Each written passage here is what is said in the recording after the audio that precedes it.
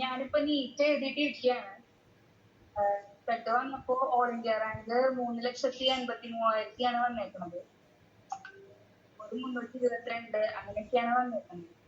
അപ്പൊ ഇനി എന്ത് വേണം എന്നുള്ളതിന് ഒരു ഐഡിയ ഇല്ല. ടീം എല്ലാം എഴുതിയിട്ടുണ്ട്. അപ്പോ എഞ്ചിനീയറിംഗിനെ കുറിച്ചിട്ടാണ് കഴിഞ്ഞാല് എനിക്ക് ഐഡിയ ഇല്ല. അപ്പൊ അമ്മ ഡോക്ടറുടെ വീഡിയോസ് കണ്ടിട്ട് എനിക്ക് പറഞ്ഞു തന്ന കാര്യങ്ങളെ എനിക്ക് അറിഞ്ഞു. അല്ലാണ്ട് ഇദ്ദേഹം ഒന്നും കണ്ടിട്ടില്ല. എന്താ? ഇദ്ദേഹം ഒന്നും കണ്ടിട്ടില്ല. ഇല്ല, ഞാന് നീറ്റ് കഴിഞ്ഞപ്പോ ഞാൻ ഈ ഡോക്ടർ TPS ആരാണെന്ന് അറിയോ? അമ്മ പറഞ്ഞിട്ടുള്ള എന്താണ് അറിയണത് പറയേ. അമ്മ പറഞ്ഞോ, അച്ഛൻ പറഞ്ഞോ, കണ്ടാലും ഒരേ കാര്യമില്ല. What is doctor TPS? അങ്ങനെ അറിയാത്ത ഒരാളോടാണോ സംസാരിക്കേണ്ടത്? അപ്പൊ ഈ വഴിയെ പോകുന്ന ഏതോ ഒരാൾ സംസാരിക്കുന്ന പ്രകൃതിയായിരിക്കും നിങ്ങൾക്ക് എന്നെ കുറിച്ചുണ്ടാവും. നമ്മൾ ഒരാളോട് സംസാരിക്കുമ്പോൾ, ഒരാളോട് ഒപ്പീനിയൻ നോക്കുമ്പോൾ അയാൾ ആരാണെന്ന് ബേസിക്കലി അറിഞ്ഞിട്ട് വേണ്ടേ സംസാരിക്കാൻ? വേണ്ടയോ? അത് അറിയാനുള്ള ഒരു ആഗ്രഹം വേണ്ടേ? ഹൂ ഈസ് ഹി എന്ന് ചോദിക്കണ്ടേ?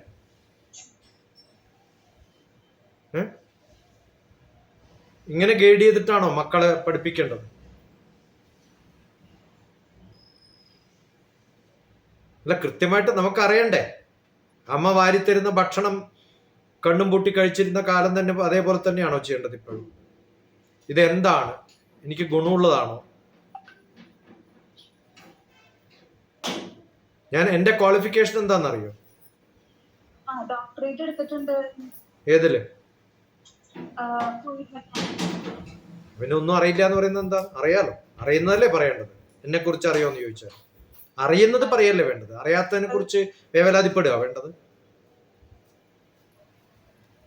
എന്നെ കുറിച്ച് എന്തറിയാന്ന് പറഞ്ഞാൽ അറിയുന്ന കാര്യങ്ങൾ പറയാം. ഞാൻ എന്താ ചെയ്യേണ്ടത് എന്നുള്ളൊരു ചോദ്യം ചോദിച്ചാൽ ആ വേഗനസിന് എനിക്ക് ഉത്തരം പറയാൻ പറ്റില്ല. അതുകൊണ്ടാണ് ഞാൻ ഇതേപോലെ ചോദിക്കുന്നത്. എനിക്ക് ഇന്നതാണ് വേണ്ടത് എന്ന് പറയുമ്പോഴല്ലേ നമുക്കതിനെ കുറിച്ച് പറയാൻ പറ്റുള്ളൂ. എനിക്ക് നീറ്റ് എഴുതിയിട്ടുണ്ട്, നിങ്ങൾ എന്തോ ഒരു നമ്പർ പറഞ്ഞോ, ഒന്നും ഞാൻ ശ്രദ്ധിക്കാറില്ല. കാരണം ഈ നമ്പറും പെർസെൻറ്റേജും ഒന്നും എൻ്റെ ജീവിതത്തിൽ എനിക്ക് ബാധകമല്ല.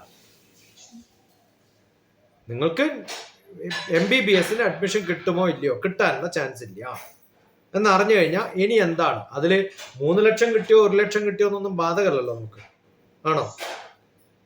How does it matter? അപ്പൊ നമുക്ക് എന്താണോ കൺസേൺഡ് അതിനെ കുറിച്ചല്ലേ ചിന്തിക്കേണ്ടത്. അപ്പൊ എന്ത് ചെയ്യാൻ പറ്റും? What are the options? അത് പറഞ്ഞാലല്ലേ നമുക്ക് അതിനെ ഹെൽപ്പ് ചെയ്യാൻ പറ്റുള്ളൂ. അപ്പൊ വേഗാവരുത്, വളരെ ക്ലാരിറ്റിയോട് കൂടി ചിന്തിക്കുക. എന്താണ് എനിക്ക് പഠിക്കാൻ ഇഷ്ടം? എന്താണ് പഠിക്കേണ്ടത്? എവിടെയാണ് പഠിക്കേണ്ടത്? ഇത് രണ്ടും നോക്കിക്കഴിഞ്ഞാൽ നമുക്ക് കമ്പയർ ചെയ്ത് പറയാം. അപ്പൊ എന്റെ എല്ലാ വീഡിയോയിലും ഇതാണുള്ളത്, അത് നോക്കി കാണുക. ഏതെങ്കിലും വീഡിയോയിൽ കമന്റ് ചെയ്തിട്ടുണ്ടോ? ഈ അമ്മ തിന്നത് മകളുടെ ഭക്ഷണത്തിൽ വയറെന്നറിയില്ലല്ലോ, അറിയോ? നാളെ ബിടെക്കിന് പഠിക്കാനുള്ളതൊക്കെ അമ്മ പഠിച്ചിട്ട് ഇപ്പൊ പറഞ്ഞു തരൂ.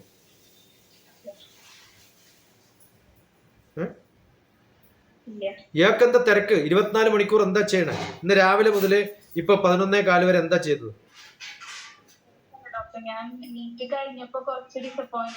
ഈ ഡിസപ്പോയിന്റഡ് എന്ന് പറഞ്ഞാൽ കിടന്നുറങ്ങുന്നാല് അതാണോ ചെയ്യേണ്ടത്? എനിക്കത് മനസ്സിലായത് കൊണ്ടാണ് പറഞ്ഞത്. കാരണം നമ്മൾ ഓരോരോ 1000 പേരുടെ മെസ്സേജ് വായിക്കണ്ടല്ലോ ഇല്ലേ? അപ്പൊ നമുക്ക് ഓരോരാളെയും അറിയാം. അമ്മ എത്ര കൺസേൺഡ് ആണോ അത്രയും മക്കൾക്ക് ഈ ദുരനുഭവം ഉണ്ടാവും. അമ്മ കൺസേൺഡ് അല്ല, ബോൾഡ് ആണെന്ന് വിചാരിക്കും, മക്കൾ അതിന്റെ ഡബിൾ ബോൾഡ് ആവും. അതുകൊണ്ടാണ് ആദ്യത്തെ സെന്റൻസ് ഞാൻ പറഞ്ഞത്. മോക്കല്ല പ്രശ്നം, മോളുടെ ബയോറിതം എന്ന് പറയുന്നത്, ചിന്തകൾ എന്ന് പറയുന്നത് അമ്മയുടെ കൺട്രോളിലാണ്. അപ്പൊ അമ്മ ടെൻസ്ഡ് ആയാൽ മക്കളും ടെൻസ്ഡ് ആവും. ഞാൻ ഇതുവരെ ഡിലീറ്റ് ചെയ്ത പ്രോബ്ലം നിങ്ങൾ ഡിലീറ്റ് ചെയ്തില്ലല്ലോ, എനിക്ക് എന്താ പ്രശ്നം? അപ്പോഴേ എനിക്കറിയാം അമ്മ വളരെ കൺസേൺഡും കൺഫ്യൂസ്ഡും ആണ്. ആ കൺസേൺഡും കൺഫ്യൂസ്ഡും ആയ മകള് വെറുതെ ഇരിക്കും, ചെയ്യാൻ പറ്റുന്ന പല കാര്യങ്ങളും ചെയ്യാറില്ല. അതാണ് പ്രശ്നം. അതുകൊണ്ട് അതുപോരാ. You have to write and give me എന്താണ് ജീവിതത്തിൽ ആവേണ്ടത് എന്ന് കൃത്യമായിട്ട് എഴുതി എനിക്ക് അയച്ചു തരണം.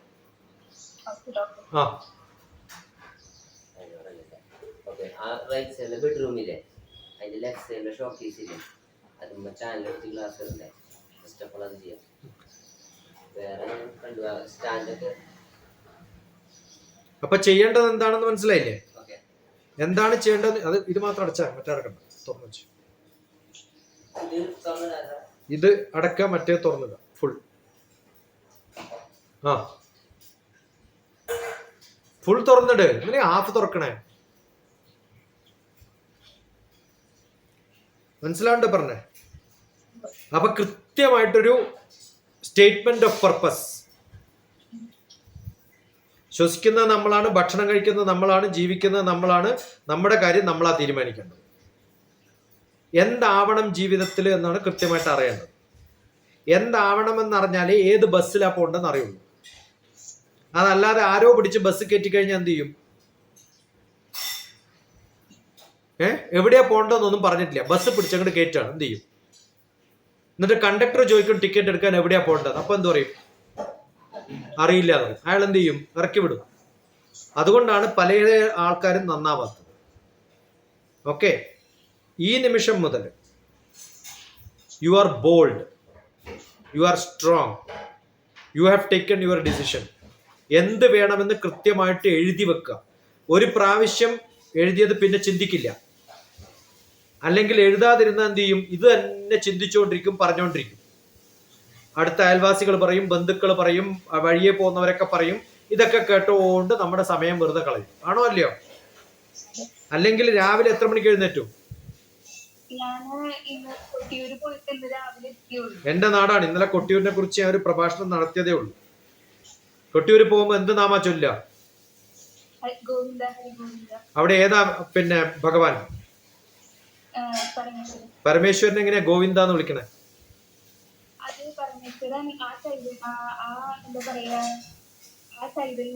അല്ലെങ്കിൽ മഹാവിഷ്ണുവിന്റെ ഒരു മഹാവിഷ്ണുവിന്റെ തേജസ്സോട് കൂടി പരമേശ്വരൻ ഇരിക്കണമെങ്കിൽ മഹാവിഷ്ണു പരമേശ്വരനെക്കാളും മുകളിലുള്ള ആളാണ്. പിന്നെ എല്ലാം ഒന്നൊന്നും അല്ല. എല്ലാം ഒന്നങ്ങനെയാവുക. അങ്ങനെയാണ് പിന്നെ വ്യത്യസ്ത പേരുകൾ എന്തിനാ? ക്ലാരിറ്റി ഉണ്ടെങ്കിലേ പറയാവൂ. ഉണ്ടോ? അവിടെ എന്ത് യാഗ നടന്നത്?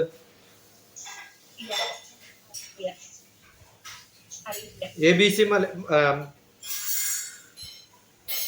മലയാളം ഹിന്ദുയിസത്തില് എന്റെ ടോക്ക് വരും, കേൾക്കുക. ഞാൻ കണ്ണൂർക്കാരനാ. എന്റെ നാട് കൊട്ടിയൂരാണ്, ആ ഭാഗത്താണ്. അവിടുന്ന് 60 കിലോമീറ്റർ ഉള്ളു. ഓക്കെ, അപ്പൊ നമ്മൾ എല്ലാ കാര്യത്തെക്കുറിച്ചും വളരെ ക്ലാരിറ്റി ഉണ്ടാവുക, കൃത്യമായിട്ട് പഠിക്കുക, പഠിക്കാനുള്ള ആഗ്രഹം ഉണ്ടാവുക. എന്ത് പഠിച്ചാലും നമ്മൾ മനസ്സിലായോ? നീറ്റൊക്കെ നീറ്റായിട്ട് പോയിക്കോട്ടെ, കുഴപ്പമില്ല. എന്റെ വീഡിയോ കാണുക, അതിന്റെ താഴെ what is your take away, ഇതിൽ നിന്ന് എന്താണ് എനിക്ക് മനസ്സിലായത് എന്ന് കൃത്യമായിട്ട് എഴുതുക. ആ ചെയ്യുന്ന സമയത്ത് അതിനകത്ത് കുറേ സബ്ജക്റ്റുകൾ, you think about any subject, ഞാൻ ഓൾറെഡി പറഞ്ഞിട്ടുണ്ടാവും. എവിടെയാ വീട് ശരിക്കും?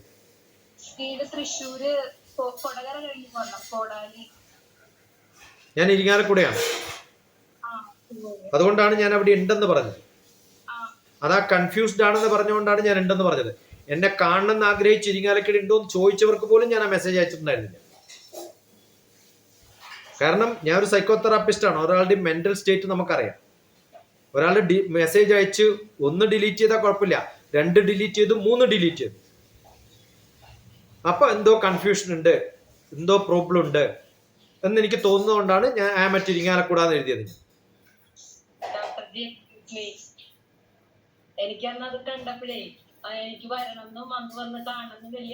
ഒരു മെസ്സേജ് അയച്ചൂടെ? Communication is more important. Communicate ചെയ്യാണ് വേണ്ടത്.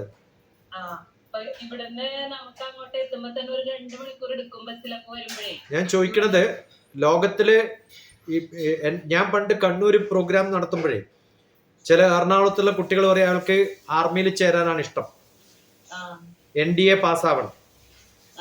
ഓക്കെ, ഞാൻ പറയും കണ്ണൂര് ഞാൻ ട്രെയിനിങ് പ്രോഗ്രാം നടത്തുന്നുണ്ട്, അവിടത്തേക്ക് വരാൻ പറയും.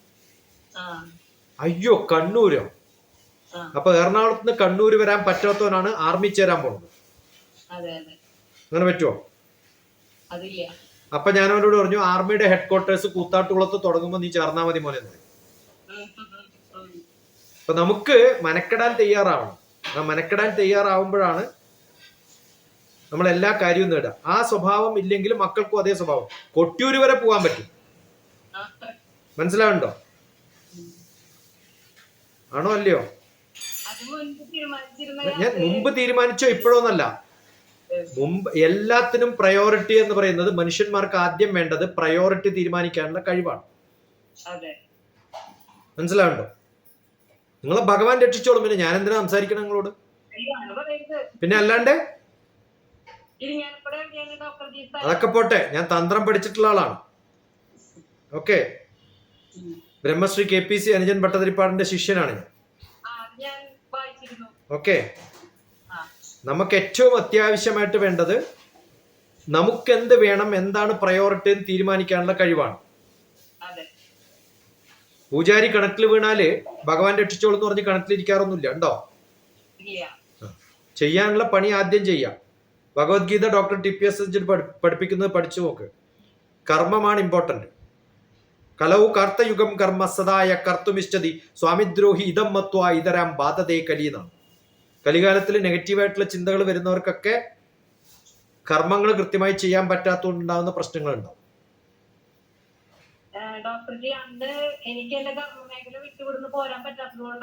അല്ല, ഞാൻ നിങ്ങൾ എന്നെ കാണാൻ വന്നതുകൊണ്ട് എനിക്ക് വലിയ പുണ്യം കിട്ടാൻ വേണ്ടിയിട്ടൊന്നല്ല പറയുന്നത്. ഈ കൺഫ്യൂഷൻ എന്ന് പറയുന്ന ഒരു സംഭവം ഉണ്ടാവുന്നത് എപ്പോഴും തീരുമാനം എടുക്കാൻ പറ്റാത്തത് നിങ്ങളിൽ കണ്ടത് കൊണ്ട് പറയാണ്. ആ കൺഫ്യൂഷനാണ് മകൾക്കും. അല്ലെങ്കിൽ മകള് സംസാരിക്കുമ്പോൾ എൻ്റെ വീഡിയോ കണ്ട് ഇതാരാണെന്ന് അന്വേഷിച്ചിട്ട് ആ പഠിക്കാനുള്ളതൊക്കെ പഠിച്ചിട്ടില്ല വരിക. എന്താണ് ഓപ്ഷൻ എന്ന് ചോദിക്കുമ്പോൾ ഓപ്ഷൻ പറയാനില്ല, കിട്ടാത്തതിനെ കുറിച്ചാണ് പറയുന്നത്. കിട്ടാത്തതിനെ കുറിച്ചാണോ പറയേണ്ടത്? കിട്ടുന്നതിനെ കുറിച്ച്, ഇനിയുള്ള പ്ലാനിനെ കുറിച്ച് പറയൂ. എന്നിട്ട് കൃത്യമായിട്ട് ചോദിക്കുക. അപ്പോഴല്ലേ നമ്മൾ ഡിസ്കസ് ചെയ്തിട്ട് കാര്യമുള്ളൂ. ഞാൻ എന്താ ഭക്ഷണം കഴിക്കേണ്ടതെന്ന് എനിക്ക് അറിയില്ല എന്ന് പറഞ്ഞ ഒരാളോട് എനിക്ക് പുട്ട് ഇഷ്ടമല്ല, കടല ഇഷ്ടമല്ല, ചിക്കൻ ഇഷ്ടമല്ല എന്ന് പറയുന്നതിന് പകരം എന്താ ഇഷ്ടം എന്ന് പറയല്ലേ വേണ്ടത്. നിങ്ങളൊരു ഹോട്ടലിൽ പോയിട്ട് മെനു നോക്കിയിട്ട് ഇഷ്ടമല്ലാത്ത സാധനങ്ങൾ പറയാണോ വേണ്ടത്? അവിടെ ഉള്ളതും ഇഷ്ടമുള്ളതും പറയാം. അപ്പൊ എന്താണ് ഇഷ്ടം അത് പറഞ്ഞാൽ എനിക്കൊരു ഉത്തരം പറയാം. എന്താണെന്ന് പറയാം. അമ്മയല്ല, മോള് പറയാം എന്താ മോക്ക് ഇഷ്ടം. ഇതൊക്കെ വിട്. 10 കഴിഞ്ഞ് തീരുമാനിച്ചോ, 8ാം ക്ലാസ് തീരുമാനിച്ചോ, ഇന്ന സിനിമ കണ്ടപ്പോ പിന്നെ മമ്മൂട്ടിനെ കണ്ട് തീരുമാനിച്ചോ ഒന്നും നമുക്കറിയണ്ട. ആർമിയിൽ ജോയിൻ ചെയ്യണം. ആർമിയിൽ പല പോസ്റ്റുകളുണ്ട്. അതിലേത് NDA ആണ് പോണ്ടത്. NDA നോക്കിയാൽ ആർമി ഗ്യാരണ്ടീഡ് അല്ല. അതാദ്യം അറിയോ? ആർമി, എയർഫോഴ്സ്, നേവി എവിടെ വേണമെങ്കിലും നിങ്ങളെ അയക്കാം. മോക്കറിയോ ഞാൻ റോയലായിരുന്നു എന്നറിയോ? മിലിറ്ററി ഇന്റലിജൻസിലെ ഡെപ്യൂട്ടി ഡയറക്ടർ ആയിരുന്നു എന്നറിയോ? എന്റെ കീഴിൽ കുറെ ആർമിക്കാരും എല്ലാരും ഉള്ളൊരു സ്ഥലത്താണ് ഞാൻ വർക്ക് ചെയ്തത്. ഹയസ്റ്റ് ഓഫീസറുള്ള ആൾക്കാരൊക്കെ വർക്ക് ചെയ്തിട്ടുണ്ട്. മനസ്സിലായോ? അപ്പോൾ NDA കഴിഞ്ഞാൽ ആർമി, എയർഫോഴ്സ്, നേവി എവിടെ വേണമെങ്കിലും അയക്കാം. അതുകൊണ്ട് ഇന്നതാണ് വേണ്ടത് എന്ന് പറഞ്ഞിട്ട് നമ്മൾ ശ്രമിച്ചാൽ അത് കിട്ടണമെന്ന് ഗ്യാരണ്ടി ഒന്നുമില്ല. 1981 C സർട്ടിഫിക്കറ്റ് കിട്ടിയ ആളാണ്. Republic day parade, mount climbing parade, battalion surgeon master ആയിരുന്നു. സ്കൂളിൽ പഠിക്കുന്ന കാലത്തെ ഇതൊക്കെ ഉണ്ടായിരുന്ന ആളാണ്. അത് വിചാരിച്ചിട്ടൊന്നല്ല ആർമിയിൽ ഇന്റലിജൻസിൽ വർക്ക് ചെയ്യാൻ പറ്റും. കമ്പൈൻഡ് ഡിഫൻസ് സർവീസസ് തുടങ്ങുന്നതിന് മുമ്പ് ആദ്യത്തെ കമ്മിറ്റിയുടെ സെക്രട്ടറിയാണ്. അപ്പൊ ഇതൊന്നും നമ്മൾ വിചാരിച്ചതല്ല. ജീവിതത്തിൽ കുറേ ഓപ്ഷൻസ് ഉണ്ട്. അവിടെ എത്തിയാൽ ഭാഗ്യം. ഇപ്പൊ നമ്പർ 1 ഇന്നതാണ് എനിക്ക് വേണ്ടത്. ഓക്കെ, കുഴപ്പമില്ല. അങ്ങനെ ഒരു ഇന്റൻഷൻ ഉണ്ടാവുന്നതൊക്കെ കറക്റ്റ്, നല്ലതാണ്. ഇന്നത്തെ ഇന്റർനാഷണൽ ന്യൂസിൽ മെയിൻ ന്യൂസ് എന്താണ് അറിയില്ല. ഇന്ത്യയുടെ ഏറ്റവും വലിയ പ്രോബ്ലം എന്താണ് അറിയില്ല. ഇന്ത്യയുടെ സെന്റർ എന്താണ്? Centre of India, latitude, longitude ഒക്കെ നോക്കിക്കഴിഞ്ഞാൽ സെന്റർ ഓഫ് ഇന്ത്യ ഉണ്ട്. അതെവിടെയാണ്? ആർമിയുടെ അക്കൗണ്ട്സിന്റെ ഹെഡ്ക്വാർട്ടേഴ്സ് എവിടെയാണ്? ആർമിയുടെ ഹെഡ്ക്വാർട്ടേഴ്സ് എവിടെയാണ്? ഞാൻ ചോദിക്കണത്, എനിക്ക് സിനിമയാണ് ഇഷ്ടം, പക്ഷെ മമ്മൂട്ടിയെ അറിയില്ല, മോഹൻലാലിനെ അറിയില്ല, അമിതാഭ് ബച്ചനെ അറിയില്ല, ആരെയും അറിയില്ല. ഇപ്പോഴത്തെ ആർമിയുടെ ചീഫ് ആരാണ്? അറിയില്ല. ആർമിയിൽ ഏറ്റവും ഹയസ്റ്റ് പൊസിഷൻ എത്തിയ എന്ത് പോസ്റ്റാണ് കൊടുക്കുക? അറിയില്ല. ഇതൊക്കെ അറിയണ്ടേ? എനിക്ക് ആർമി ഇഷ്ടമാണ്, പക്ഷെ എനിക്കിതൊന്നും അറിയില്ല. ആർമിയിൽ NDA ടെസ്റ്റിന് വരാൻ പോകുന്ന ഒരു 5 ക്വസ്റ്റ്യൻ ചോദിക്കാൻ പറ്റും എന്നോട് തിരിച്ച്. ഇനി ഇങ്ങോട്ട് ചോദിക്കും, പടപടാന്ന് ചോദിക്കണം. 1 2 3 4 5. ഞാൻ 100 ക്വസ്റ്റ്യൻ ഒന്നും ചോദിക്കുന്നില്ല, 5 ക്വസ്റ്റ്യൻ വരാൻ പോകുന്നതിൽ 5 ക്വസ്റ്റ്യൻ ചോദിക്കും.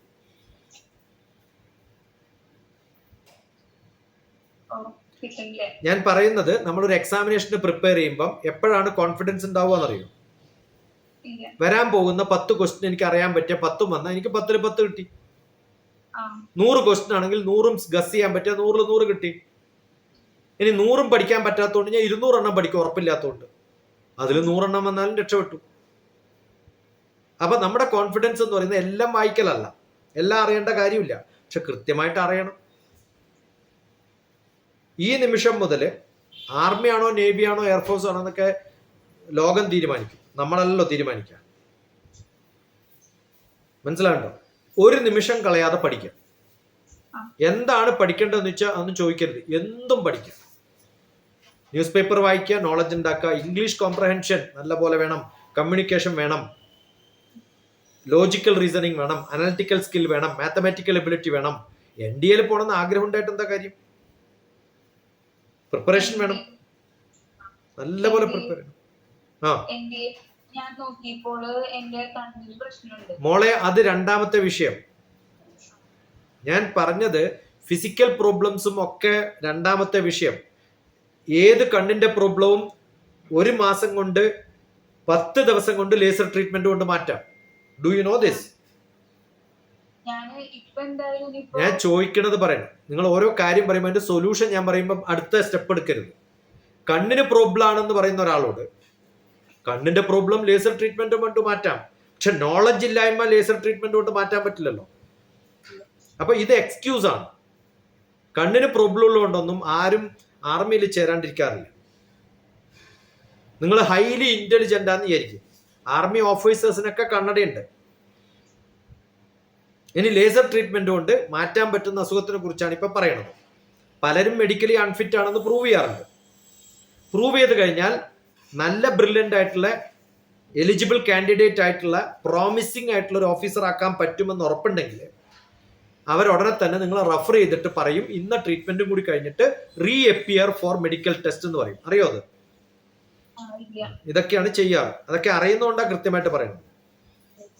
അപ്പൊ ഇതൊന്നും എക്സ്ക്യൂസ് ആണ്, അതൊന്നും കാര്യമല്ല.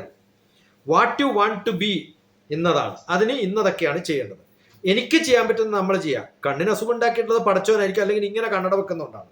ഇങ്ങനെ വെച്ച് കഴിഞ്ഞാൽ ആർക്കും നന്നാവില്ല. കൃത്യമായിട്ട് വെക്കണം. ടെസ്റ്റ് ചെയ്യുന്ന സമയത്ത് ഇങ്ങനെ വെച്ചിട്ടാണ് ടെസ്റ്റ് ചെയ്യുക.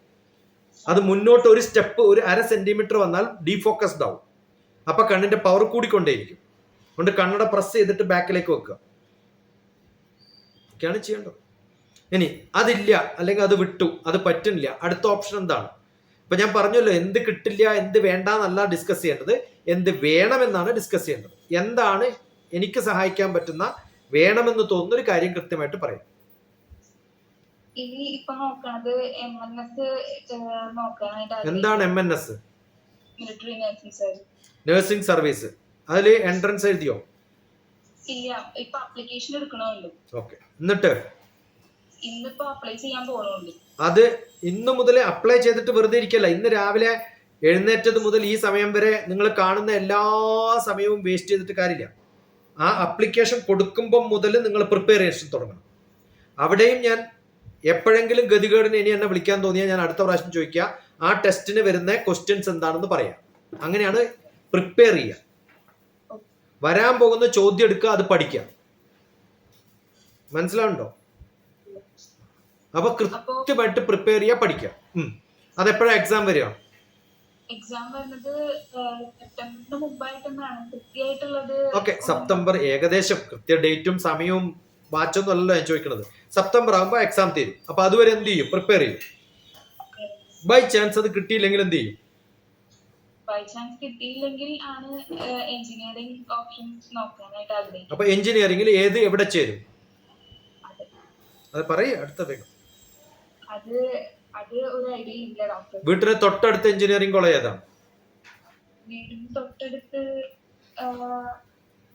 എനിക്ക് കൃത്യമായിട്ട് അറിയില്ല. Thrissur engineering college. അതൊക്കെ കുറെ ദൂരെയാണ്. വീട്ടിന് തൊട്ടടുത്ത് ഏതാണെന്ന് ചോദിച്ചു. സഹൃദയ കോളേജ്. പിന്നെ പിന്നെ അത് തന്നെയാണ്. സഹൃദയ ഡോക്ടർ TPS അടിച്ചു നോക്കി. ഞാൻ പോവാത്ത എഞ്ചിനീയറിംഗ് കോളേജ് ഒന്നും ഇല്ല എന്റെ കുട്ടിയെ. ഏത് കോളേജിലെങ്കിലും ചേരാ. ഏത് കോഴ്സിനാണ് ചേരുക? അവിടെ ഏതാ കിട്ടുക? അത് എനിക്ക് അറിയില്ല. ഏത് കിട്ടിയാലും പോയി ചേരാം. അപ്പോൾ നമ്മൾ അറിയേണ്ടത് എഞ്ചിനീയറിംഗ് ആണ്. 1, 2, 3, 4 കോളേജുകൾ വരും. ആ വരുന്ന സമയത്ത് ഇതിൽ ഇത് ചേരണോ, ഇതിൽ ഇത് ചേരണോ, ഇതിൽ ഇത് ചേരണോ എന്നൊരു ഓപ്ഷൻ ചോദിക്കുക. അതിന് ഞാൻ കൃത്യമായിട്ട് ഉത്തരം ആ സമയത്ത് പറയാം. കഴിഞ്ഞില്ലേ? ആ ടെൻഷൻ കഴിഞ്ഞു. ഇനി അതിനെക്കുറിച്ച് ആലോചിക്കരുത്. ഇത് എഴുതി വെക്കുക. എഞ്ചിനീയറിംഗ് ഇന്നതാണ് എൻ്റെ ഓപ്ഷൻ, നഴ്സിംഗ് ഇതാണ് എൻ്റെ ഓപ്ഷൻ, ഇതിന് ഞാൻ പ്രിപ്പയർ ചെയ്യുന്നു, രാവിലെ ഇത്ര മണിക്ക് എഴുന്നേക്കുന്നു, ഇത്ര മണി വരെ ഇരുന്ന് പഠിക്കുന്നു, വേറെ ഒന്നുമില്ല. Keep 1 bottle of water nearby. 20 second rule. അതെടുക്കുക, കുടിക്കുക. ഓക്കെ, ഇരുന്ന് പഠിക്കുക. വേറെ പണിയൊന്നുമില്ലല്ലോ. ഫുൾ ടൈം എഞ്ചിനീയറിംഗിന് ചേരുക, എക്സാമിനേഷൻ എഴുതുക, അപ്പിയർ ഫോർ ദാറ്റ്. എന്തിനാ കൺഫ്യൂഷൻ? ജീവിതത്തിൽ ഇങ്ങനെ കുറേ സംഭവം നടക്കും. നമ്മൾ വിചാരിച്ചത് കിട്ടണമെന്നൊന്നുമില്ലല്ലോ. നീറ്റ് കിട്ടിയില്ല, NDA ഇല്ല, അതുകൊണ്ട് എനിക്ക് മെഡിക്കൽ പ്രോബ്ലം ആണ്. ഇതൊന്നും കാര്യമില്ല. ഞാൻ പ്രിപ്പയർഡ് ആണോ അല്ലാതെ ഇപ്പം മനസ്സിലായില്ലേ? അതുപോലെ നമ്മൾ പ്രിപ്പയർഡ് ആവും. ഏത് നിമിഷവും എന്തിനും പ്രിപ്പയർഡ് ആവും. അതല്ലേ ഏറ്റവും കൂടുതൽ ഒരു ആർമിക്കാരന് വേണ്ടത്. ആണോ അല്ലയോ? യുദ്ധം വരുന്ന പറയുമ്പോൾ എന്തെങ്കിലും പ്രശ്നങ്ങൾ പറയാ വേണ്ടത്? ഇല്ല, ഞാൻ അമ്പലത്തിൽ പോയി തൊഴുതിട്ട് വരാന്ന് പറയും. ആണോ? ആ, നമ്മുടെ ആവശ്യങ്ങൾ എന്താണെന്ന് കൃത്യമായിട്ട് തീരുമാനിക്കുക. അതിനുവേണ്ടി തീരുമാനം എടുക്കുക. അറിയാനുള്ള എല്ലാ കാര്യങ്ങളും അറിയാം. പഠിക്കുക ശരിക്കും. ഓക്കെ, 24 hours 8 hours ഉറങ്ങുക, 2 മണിക്കൂർ സെൽഫ് ആവശ്യം, പേഴ്സണൽ ആവശ്യം. ഉറങ്ങലും പേഴ്സണൽ ആവശ്യമാണ്. 8 2 10 മണിക്കൂർ. ബാക്കി 14 മണിക്കൂർ കളയാതെ പരിശ്രമിച്ച് പണിയെടുത്തോ. ഭക്ഷണം കഴിക്കാനും എല്ലാത്തിനും കൂടിയായി 2 മണിക്കൂർ. മിനിറ്റ് വെച്ചിട്ട് എന്താ ചെയ്യണത്, അരമണിക്കൂർ പഠിക്കുക, എന്താ പഠിച്ചതെന്ന് എഴുതി വെക്കുക. മനസ്സിലായോ? എന്നിട്ട് ഓരോ 2 മണിക്കൂർ കൂടുമ്പോൾ എനിക്ക് മെസ്സേജ് അയക്കുക. ഞാൻ ഇന്നത് പഠിച്ചു കഴിഞ്ഞു, ഇന്നത് പഠിച്ചു കഴിഞ്ഞു, ഇന്നത് പഠിച്ചു കഴിഞ്ഞു. അപ്പോൾ let me see what is that you have studied. അതിനിടയിൽ എന്തെങ്കിലുമൊക്കെ ഓപ്ഷൻസ്, ഇപ്പൊ ഇന്ന് എഞ്ചിനീയറിംഗിനെ കുറിച്ചാണ്, അല്ലെങ്കിൽ ഇന്ന് മെഡിക്കൽ സയൻസിനെ കുറിച്ചാണ്, അതിനൊക്കെ പഠിക്കാനുള്ളത് കുറച്ച് സമയം ഇൻവെസ്റ്റ് ചെയ്യുക. 5 minutes 10 minutes in between half an hour learning. Half an hour serious ആയിട്ട് പ്രിപ്പയർ ചെയ്യുക. 5 മണിക്കൂർ 5 മിനിറ്റ് 10 മിനിറ്റ് ചിലവാക്കുക. ഈ പറയുന്ന മോളൊന്നുമല്ല. ഇതേപോലെ MBBS കഴിഞ്ഞിട്ട് പോസ്റ്റ് ഗ്രാജുവേഷന് അഡ്മിഷന് പിന്നെ പ്രിപ്പയർ ചെയ്യാൻ പറ്റാണ്ട് ടെൻഷൻ അടിച്ചിരിക്കുന്ന കുട്ടികളും ഉണ്ട് എനിക്ക്. MBBS കഴിഞ്ഞ് പോസ്റ്റ് ഗ്രാജുവേഷന് പ്രിപ്പയർ ചെയ്യാൻ പറ്റാതെ ടെൻഷൻ അടിച്ച് ഡിപ്രഷനിലിരിക്കുന്നവരും ഉണ്ട്. അവർക്കും ഇതേ അസൈൻമെന്റ്സ് കൊടുത്ത് എനിക്ക് ക്വസ്റ്റ്യൻ പേപ്പർ വരും. കണ്ടിന്യൂസ് ആയിട്ട് ചെയ്തിട്ടില്ലെങ്കിൽ പിന്നെ കാര്യമില്ല. Somewhere you have to make your account. No, നമ്മൾ ഓഡിറ്റിങ്ങിന് കൊടുക്കുന്ന പോലെയാണ്. ഞാൻ ഇത് ചെയ്തു, ഇത് ചെയ്തു, ഇത് ചെയ്തു, കൃത്യമായിട്ട് പറയാൻ പറ്റും. Text it, written text. Okay, മലയാളത്തിലോ ഇംഗ്ലീഷിലോ എനിക്ക് ബാധകമല്ല.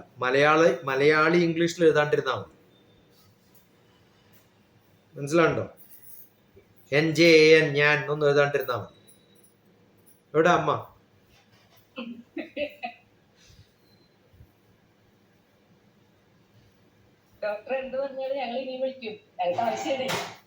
ഇപ്പൊ ആള് മാറിയോന്ന് പറ. 10 മിനിറ്റ് 20 മിനിറ്റ്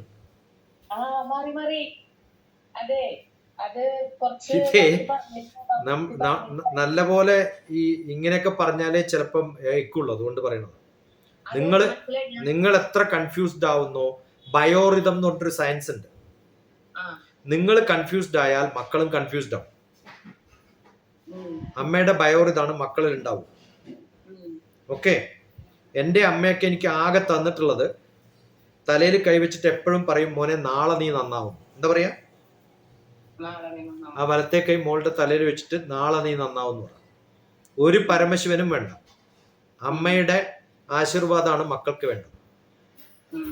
ആദിപരാശക്തി എന്ന് പറയുന്നത് അമ്മയിലാണ്. പരമശിവനായതും അമ്മയുടെ ആശീർവാദം കൊണ്ടാണെന്ന് അറിയാം. മക്കളോട് ടെൻഷൻ അടുപ്പിക്കാണ്ടിരിക്കുക, കുറേ ചിന്തകളില്ലാണ്ടിരിക്കുക, പഠിക്കുക എന്നുള്ളതാണ്. രാവിലെ മുതൽ ഈ 10:35 വരെ എന്നെ വിളിക്കുന്ന 10:15 വരെ ഒരു പണിയും ചെയ്തില്ല എന്ന് പറഞ്ഞാൽ അമ്മ അവളെ കൃത്യമായിട്ട് നയിക്കുന്നില്ല എന്നാണ് അർത്ഥം. പാടില്ല.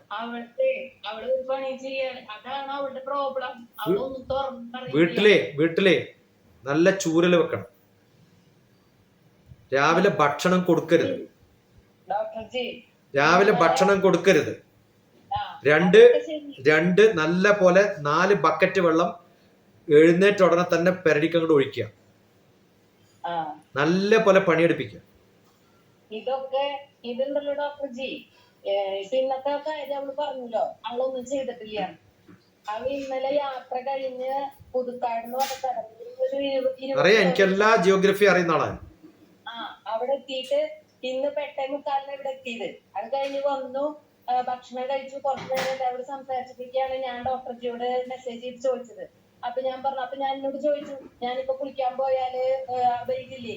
അപ്പോ അതിനുവേണ്ടി വെയിറ്റ് ചെയ്തു. അതിന്റെ ഇടയില് റിലേറ്റീവ്സ് ഓരോരുത്തർ വിളിച്ചു, അവരോട് സംസാരിച്ചു. അപ്പൊ നമ്മൾ ചെയ്യുന്ന കാര്യങ്ങൾ എന്താണെങ്കിലും അത് ഡോക്ടർ ജിയോട് ഷെയർ ചെയ്യണ്ടേ? വെറുതെ ഇരിക്കല്ലോ ചെയ്തത്.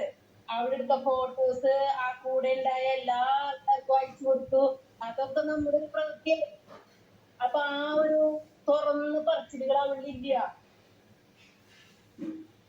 കമ്മ്യൂണിക്കേഷൻ നന്നായിട്ട് വേണം. അത് നിങ്ങൾക്കും ഇല്ലാന്ന് ഞാൻ പറഞ്ഞല്ലോ. ഇപ്പൊ നിങ്ങളിപ്പോ എന്നോട് പറഞ്ഞ കാര്യം തന്നെയല്ലേ ഞാൻ തുടങ്ങുമ്പോ അങ്ങോട്ട് പറഞ്ഞത്. നമ്മള് പ്രയോറിറ്റി വെക്കുക, പ്രയോറിറ്റി വെച്ചിട്ട് ചെയ്യാനുള്ള കർമ്മങ്ങൾ ചെയ്യുക, അതാണ് വേണ്ടത്. ഓക്കെ. അമ്പലത്തിന് തൊട്ടടുത്ത്. ഗൂഗിൾ മാപ്പിൽ പോയിട്ട് ഡോക്ടർ TPS നടിക്കുക. ഈ ലോകത്ത് നമ്മൾ ഒരാളും എവിടെയാന്ന് ചോദിക്കേണ്ട കാര്യമില്ല. ഡോക്ടർ TPS നടിച്ചാൽ എന്റെ വീട് കാണിച്ചു തരും. എന്റെ സിഗ്നേച്ചർ ഞാൻ അയച്ചതിൽ എന്റെ സിഗ്നേച്ചർ ഉണ്ട്. ആ ലിങ്കുകളൊന്നും നിങ്ങൾ തുറന്നിട്ടില്ല. തുറന്നിട്ടുണ്ടോ? സത്യം പറഞ്ഞാ എനിക്ക് ഇങ്ങനത്തെ കാര്യങ്ങൾ അത്ര അറിയില്ല. ആ അടുത്തിരിക്കുന്ന ആൾക്ക് അത് അറിയണ്ടേ? അപ്പൊ നിങ്ങൾക്ക് അതിന് താല്പര്യമില്ല. നിങ്ങൾക്ക് താല്പര്യമുള്ളത് വേറെ പല കാര്യങ്ങളിലുമാണ്. എല്ലാവർക്കും പ്രയോറിറ്റി ഡിഫറെന്റ് ആയിരിക്കുമല്ലോ. നമ്മളൊരു മെസ്സേജിന് മറുപടി ആയിട്ട് ഗ്രീറ്റിംഗ്സ് എന്ന് പറഞ്ഞിട്ട് ഇത്രയൊക്കെ അയച്ചു കഴിഞ്ഞാൽ അതിൽ ഓരോന്ന് കുത്തിയൊന്ന് പ്രസ് ചെയ്ത് നോക്കാനുള്ള ബോധം പോലും ഉണ്ടായിട്ടില്ല എന്ന് പറഞ്ഞാൽ അത് ഗുണമായിട്ടല്ല കാണേണ്ടത്. അതിന് ഒരു അറിവും വേണ്ട. അതിലൊന്ന് പ്രസ് ചെയ്താൽ സ്മാർട്ട് ഫോൺ ആണെങ്കിൽ അവിടെ ഓരോ സ്ഥലത്തേക്കും എത്തും. എല്ലാത്തിലും പ്രസ് ചെയ്ത് കൃത്യമായിട്ട് നോക്കിയിട്ട് പഠിക്കുക, അതാണ് വേണ്ടത്.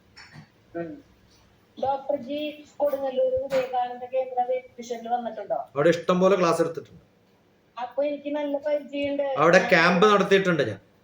ലക്ഷ്മി കുമാരി അമ്മ എന്ന് പറയുന്നത് അമ്മ എന്ന് മാത്രമേ വിളിക്കാറുള്ളൂ ഞാൻ ലക്ഷ്മി ദീദിയുടെ അടുത്ത് കുറെ കാലങ്ങൾ വർക്ക് ചെയ്തിരുന്നേ.